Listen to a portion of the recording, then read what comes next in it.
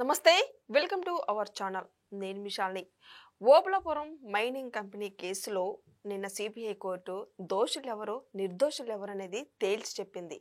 మరి ముఖ్యంగా చూసుకుంటే ఈ కేసులో జగన్మోహన్ రెడ్డి కూడా ఉన్నారని చెప్పి, అంటే తర్వాత ఆయన కూడా అరెస్ట్ కాబోతున్నారని మనకైతే వార్తలు అయితే వస్తున్నాయి. ఇది ఎంతవరకు వాస్తవం తెలుసుకోబోతుంది. స్టూడియోలో ఉన్నారు పొలిటికల్ అనలిస్ట్ శ్రీలీల గారు ఉన్నారు. వారిని కొన్ని విషయాలు మనం తెలుసుకుందాం. నమస్కారం మేడం. నమస్తే అమ్మా. గాలి జనార్దన్ రెడ్డి ముఖ్య పాత్ర అని చెప్పి నిన్న మనకి సిబిఐ కోర్టులో అంటే ఎవరు దోషులు ఎవరు నిర్దోషులు అనేది మనకి తేల్చి చెప్పింది సిబిఐ కోర్టు. మరి ముఖ్యంగా చూసుకుంటే జగన్మోహన్ రెడ్డి కూడా ఉన్నారని చెప్పి తర్వాత ఆయనే నెక్స్ట్ అన్నట్టు మనకి వార్తలు వస్తున్నాయి. ఇది ఎంతవరకు వాస్తవం అంటారు? ఇది మీ స్పందన ఏంటి మేడం? ఇక్కడ ఫస్ట్ గాలి జనార్దన్ రెడ్డి కేసు అతనికి శిక్ష పట్టడం న్యాయం గెలిచింది, న్యాయస్థానం ప్రజల వైపున నిలబడింది అనేది ఈ రోజున అందరూ కూడా చాలా ఆనందదాయకంగా చెప్పుకుంటున్నారు. చాలా గుడ్ న్యూస్ ఇది అని.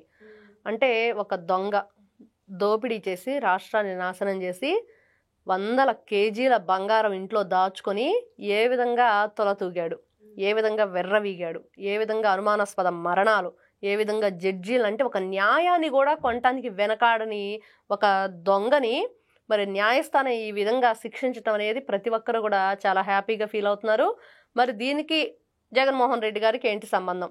ఇతనేమో గాలి జనార్దన్ రెడ్డి, ఆయనేమో వైఎస్ జగన్మోహన్ రెడ్డి. మరి వీళ్ళకుంద సంబంధం ఏంటనేది కొంతమంది అనుకుంటున్నారు.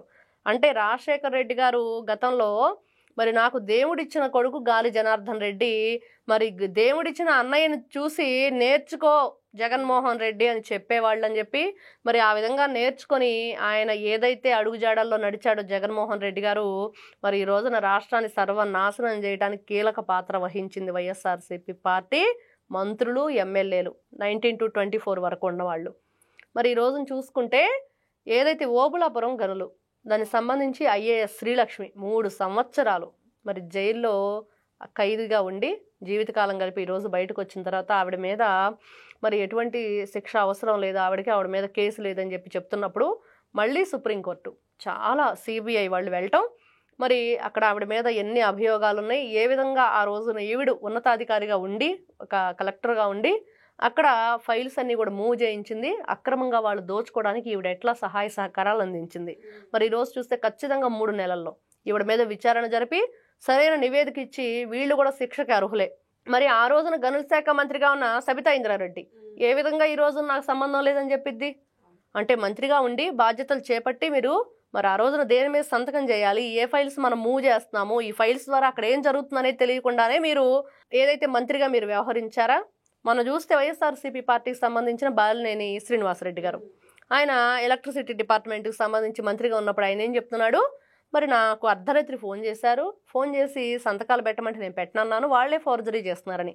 ఈ విషయాన్ని ఎప్పుడు చెప్పాలి? అర్ధరాత్రి వాళ్ళు ఫోన్ చేసినప్పుడే నువ్వు బయటకు వచ్చి ఒక మీడియా మీటింగ్ పెట్టి చెప్పాలి. ఎప్పుడు చెప్తున్నావు? వాళ్ళకి నీకు వ్యతిరేకత వచ్చి వాళ్ళు నిన్ను బయటికి పంపమంటున్నారని చెప్పి తెలుసుకొని అప్పుడు జనసేనలోకి నువ్వు చేరటానికి వచ్చి జనసేన సభలో చెప్పావు. ఇది కరెక్ట్ కాదు కదా. నువ్వు కూడా దొంగవే, నువ్వు కూడా శిక్షకు అర్హుడివే, నీవు కూడా ఆ దోపిడీలో నీకు భాగస్వామివి. మరి ఆ విధంగా ఈవిడ కూడా సబితా ఇంద్రారెడ్డి ఈ రోజున ప్రజలందరూ ఏమంటున్నారంటే ఎందుకు వీళ్ళు శిక్షకు అర్హులు గారు? మరి ఆ రోజు ఉన్నతంగా అధికారంలో ఉండి ఏదైతే ప్రజాప్రతినిధిగా ఉండి మరి అక్కడ ఉన్న ఫైల్స్ అన్ని మూవ్ చేయించి వీళ్ళకి తెలియకుండానే అక్రమ మైనింగ్ జరిగిందా అనేది. మరి ఇవన్నీ ఒక్కొక్కటిగా చూసుకుంటే ఈ మైనింగ్ సంబంధించిన డబ్బులన్నీ కూడా సాక్షికి సంబంధించిన దాంట్లో పెట్టారు అనేది ఉంది. కాబట్టే నెక్స్ట్ జగన్మోహన్ రెడ్డి గారు కూడా దీంట్లో భాగస్వామిగా ఉన్నారు కాబట్టి శిక్షకు కూడా ఆయన భాగస్వామి అవుతారు అనేది వస్తున్న ఆరోపణలు. అవన్నీ గాలి జనార్దన్ రెడ్డి పలు సందర్భాల్లో నా తమ్ముడు అనుకుంటూ జగన్మోహన్ రెడ్డిని అనేక రకాలుగా అంటే ఈ వర్క్ చేయమని ఆ వర్క్ చేయమని ఇప్పుడు వాళ్ళు ఎట్లా మైనింగ్ కేసులో కానీ అక్రమాలు కానీ దోపిడీ కానీ ఎట్లా చేసిండో సేమ్ అలాగే వైఎస్ రాజశేఖర రెడ్డి గారు ఉన్నప్పుడు గాలి జనార్దన్ రెడ్డిని చూసి నేర్చుకో అని జగన్మోహన్ రెడ్డి చెప్పిన వ్యాఖ్యలు ఇవి. ఎలా చూడాలి మేడం? ఇక్కడ మనం ఎవరైనా ఒక మంచి పని చేస్తుంటే వాళ్ళ నుంచి ఆ మంచిని నేర్చుకోవాలనుకుంటాం. కానీ ఇక్కడ వైఎస్ రాజశేఖర రెడ్డి గారు తన కొడుకు ఏం నేర్పించాడంటే గాలి జనార్దన్ రెడ్డి ఏదైతే ఉందో చేస్తున్నాడో అక్రమంగా గంగావతి నుంచి నువ్వు ఎమ్మెల్యేగా అయ్యావు, ఏ విధంగా అయ్యావు? మరి ఏ విధంగా బళ్ళార్లో నీ హవా నడిచింది? ఎందుకు మరి ఎంతమంది చనిపోవాల్సి వచ్చింది అక్కడ? మరి ఈ కేసు అంతా కూడా ముందుకు నడిచేటప్పుడు ఎందుకంటే వీళ్ళు అన్యాయంగా అక్రమంగా దోపిడీ చేశారు కాబట్టే మరి అవన్నీ కూడా బయటకు రానియకుండా చేయటం కోసం ఎంతో మందిని చంపేయించారు. ఎంత దారుణం ఒక ప్రాణం తీయటం అంటే. అంటే నరరూప రాక్షసులు, నరహంతకులు, మరి మొన్న బాబాయ్ కేసే చూసుకుంటే ఇదంతా కూడా వాళ్ళు నేర్చుకున్న బడే. మరి ఎవరైతే రాజశేఖర రెడ్డి గారు కొడుకుని పదే పదే చెప్పాడో అన్నం చూసి నేర్చుకొని, ఆ అన్న ఏమన్నా సరైనవాడా, శ్రీరామచంద్రుడా, సత్య హరిశ్చంద్రుడు అంటే కాదు, ఒక పెద్ద దొంగ, ఈ రోజున శిక్షకి అర్హుడయ్యాడు. మరి జడ్జి గారిని కోరాడంట, నేను నీతిమంతుడిని, ప్రజలు సేవ చేసుకుంటున్నాను, అందుకనే నాకు ఎమ్మెల్యేగా గెలిపించారు, మరి నాకు ఎందుకు ఇంత శిక్ష వేశారని. జీవితకాలం వేయాలా, 10 సంవత్సరాలు వేయాలా చెప్పు అని అన్నారంట గౌరవ జడ్జి గారు. మరి ఈ విధంగా సిగ్గు లేకుండా మాట్లాడుతూ ఉంటారు తప్పులు చేసి. గతంలో అతను బంగారం అంతా సీజ్ చేసి మరి ఎవరైతే అధికారులు వాళ్ళు హ్యాండ్ ఓవర్ చేసుకున్నారో దాని మీద కూడా కోర్టుకు వెళ్ళి బంగారం అంతా తుప్పు పట్టిపోతుంది, అది నాకు ఇవ్వండి అని 100 కేజీల బంగారం. మరి బంగారు కమోడ్లు, బంగారపు మరి ఇంట్లో పళ్ళాలు, గ్లాసులు, మరి కుర్చీలు, మరి శ్రీకృష్ణదేవరాయ ఏదైతే ఒక సింహాసనంలో ఉండేవాళ్ళు అట్లాంటి సింహాసనాన్ని చేయించుకున్నాడంట. దాంట్లో కూర్చొని ఒక రాజసంగా ఫీల్ అవుతూ ఉండేవాడంట. మరి ఈ రోజున ఆ బంగారు పళ్ళాలు ఎక్కడికి వెళ్ళి, ఆ బంగారు కుర్చీలు ఎక్కడికి వెళ్ళి, ఇనుప కటకటాలు లెక్క పెట్టాల్సిన పరిస్థితి.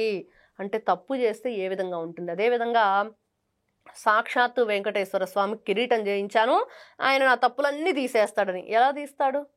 నువ్వు ఎలాంటి తప్పులు చేశావు? మరి తప్పులు భగవంతుడు శిక్షిస్తాడు కానీ ఎక్కడా కూడా రక్షించడు.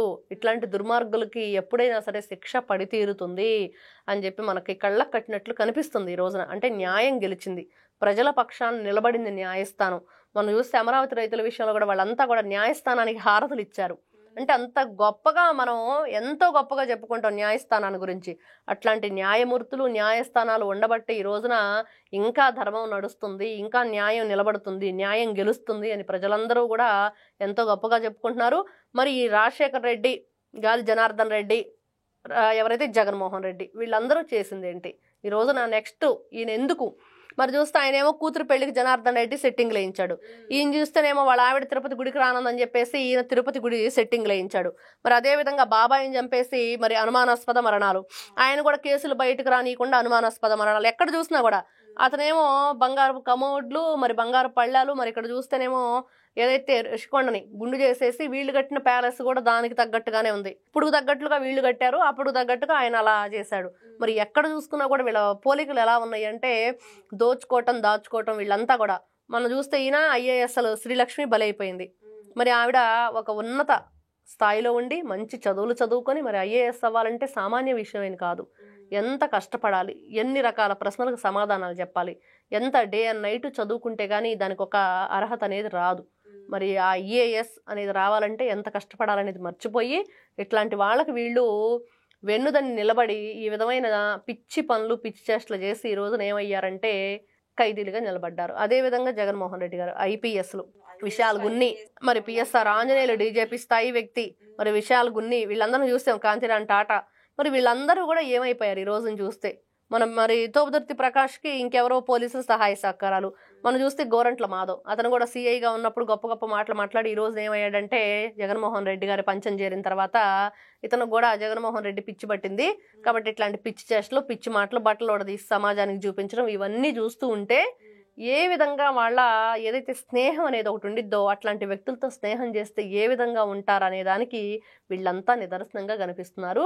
జగన్మోహన్ రెడ్డి గారు కూడా ఖచ్చితంగా లిక్కర్ కుంభకోణం దగ్గర నుంచి 2019 నుంచి 24 వరకు వీళ్ళు చేసిన దోపిడీలు ఏదైతే ఉన్నాయో అవన్నీ కూడా మరి రాజశేఖర రెడ్డి గారు, జనార్దన్ రెడ్డి గారు వాళ్ళకు సంబంధించి సలహాలు, సూచనలు చిన్నప్పటి నుంచి వినే ఈ విధంగా తయారయ్యాడు.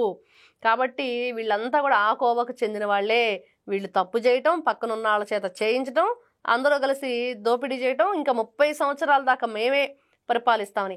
ఆ రోజుల్లో గాలి జనార్దన్ రెడ్డి గారు కూడా ఈ మాటే అన్నారు. ఆయన ఏమన్నాడంటే చంద్రబాబు నాయుడు గారిని నిన్ను మళ్ళీ సీఎంని కానివ్వకుండా చేస్తానని చెప్పి మాట్లాడాడు. ఇవన్నీ ఎలా ఉంటాయంటే చూస్తూ ఉంటే ఒక్కొక్కరికి కూడా ఏ విధంగా అనిపిస్తుందంటే వీళ్ళు మాట్లాడే మాటలు. మొన్న చూస్తే విజయసాయి రెడ్డి చంద్రబాబు నాయుడు గారిని ఏమని మాట్లాడాడు, 2029కి నువ్వు బతికుంటే నీ సంగతి తేలుస్తా ఉన్నట్టు. ఈ రోజు అసలు నువ్వు పార్టీలోనే లేవే, రాజ్యసభ సభ్యత్వానికి నువ్వు రాజీనామా చేసిపోయావే. మరి ఇవన్నీ కూడా ఒక బూమరాంగ్ ఏదైనా అంటే మనకు తిరిగి ఏ విధంగా వస్తుంది, ఒక విధి, ఆ కర్మ అనేది ఎవరిని వదిలిపెట్టదు. కాబట్టి వీళ్ళంతా కూడా శిక్ష అనుభవించి తీరాల్సిందే. కాకపోతే ఇప్పుడు ఏదైతే గాలి జనార్దన్ రెడ్డిది కొంచెం లేట్ అయినా కూడా చట్టం తన పని తాను చేసుకుపోతుంది అన్నట్లుగా ఈ రోజున జగన్ అండ్ కో ఎవరైతే ఉన్నారో వీళ్ళంతా కూడా శిక్షకి అర్హులే. తప్పకుండా వీళ్ళందరూ కూడా శిక్షింపబడతారు అనేది ఖచ్చితంగా మనకు అర్థమవుతుంది. ఒక లెసన్ అనమాట. Thank you. నమస్తే.